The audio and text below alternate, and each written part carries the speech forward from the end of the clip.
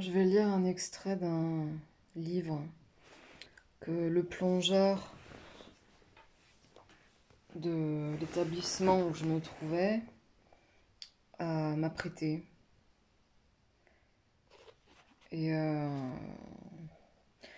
au moment où je vais porter ma lettre de démission, je vais devoir lui rendre. Alors je me dépêche d'en lire quelques passages et j'en ai trouvé un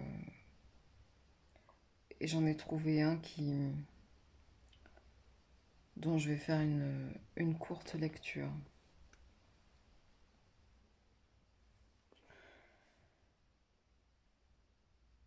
Nous sommes les sujets d'une expérience qui m'intéresse au plus haut point. Dans les circonstances présentes, ne pouvons-nous pas nous passer un moment des commérages de notre société et nous en remettre à nos seules pensées pour nous égayer? Confucius dit justement: la vertu ne reste pas seule, tel un orphelin abandonné. Elle a nécessairement des voisins.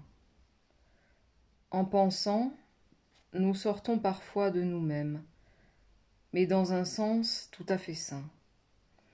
Par un effort conscient de l'esprit, nous pouvons nous tenir à l'écart des actes et de leurs conséquences, et toute chose, bonne ou mauvaise, défile devant nous comme un torrent.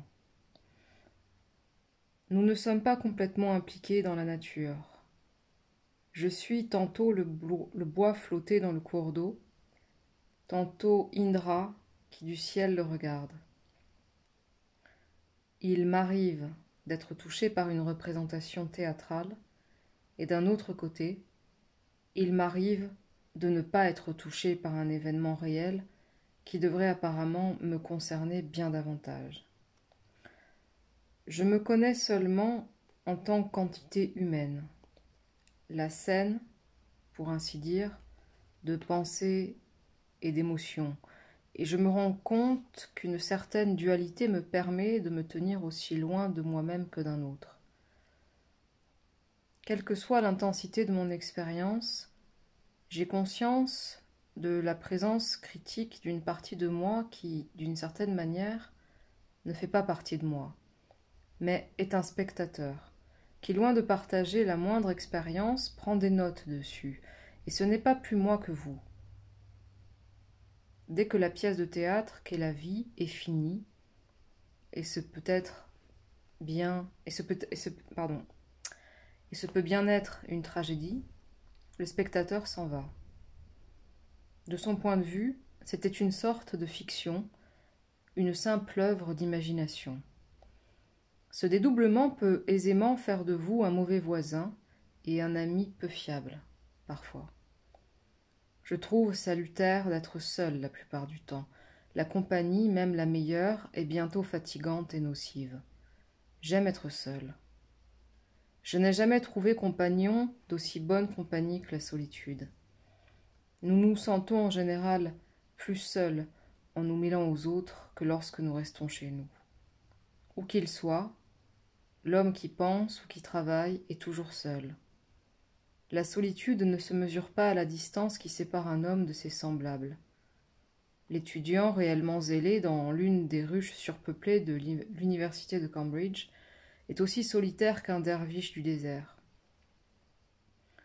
Le fermier qui toute la journée travaille seul dans les champs ou en forêt, sarclant ou coupant son bois, ne se sent pas seul car il est occupé. Mais le soir, une fois chez lui, il ne peut pas rester assis seul dans une pièce, à la merci de ses pensées, car il doit voir la famille, trouver une récréation, et croit-il une récompense à la solitude de sa journée. Ainsi, se demande-t-il comment l'étudiant peut bien rester assis seul chez lui toute la journée, et presque toute la journée sans souffrir de l'ennui et de la mélancolie.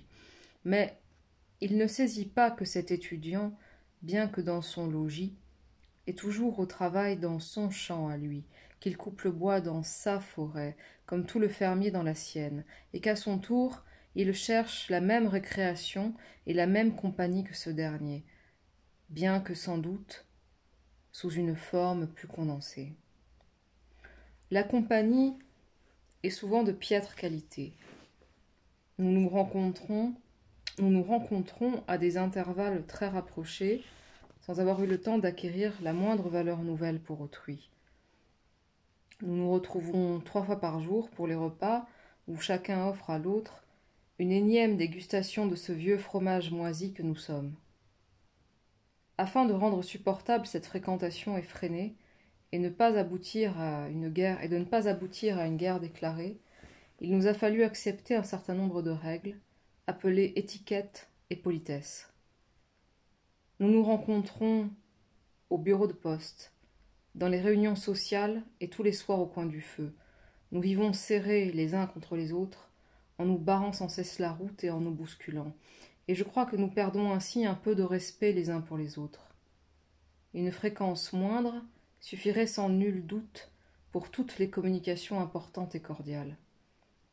Regardez les jeunes filles à l'usine, jamais seules, à peine dans leurs rêves.